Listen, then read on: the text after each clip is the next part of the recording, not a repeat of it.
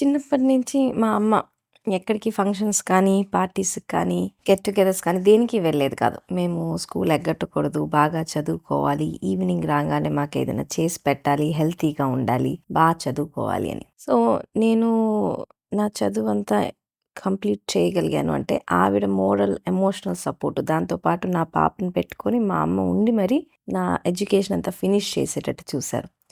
So, ఇప్పుడు కూడా మా అత్తగారు నేను హాస్పిటల్‌కెళ్ళాను. రోజంతా పని చేసి లేట్ అయినా కూడా పిల్లల్ని జాగ్రత్తగా చూసుకొని, "నీకు ఏ టైంకయిద్దో ఆ టైంకే రా అమ్మ" అని చెప్పేసి నాకు భరోసా ఇచ్చి మరి రోజు హాస్పిటల్‌లో నన్ను డిస్టర్బెన్స్ లేకుండా జాగ్రత్తగా చూసుకుంటారు. సో, వీళ్ళిద్దరూ లేనిదే నేను ఏ పని చేయలేను. మా అమ్మగారు కానీ, అత్తగారు గాని. సో, ప్రతి లేడీ తన లైఫ్‌లో వేరే వాళ్ళకి అన్నీ సమకూర్చటానికి ఎన్నో సాక్రిఫైసెస్ చేస్తారనమాట.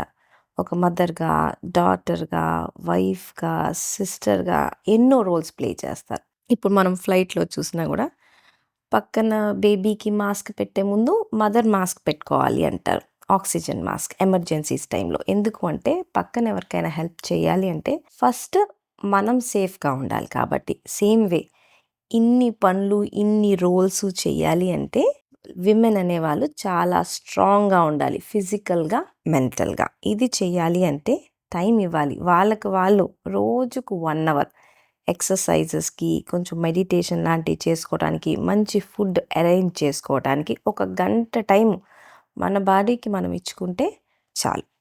Please take care. Happy women's day.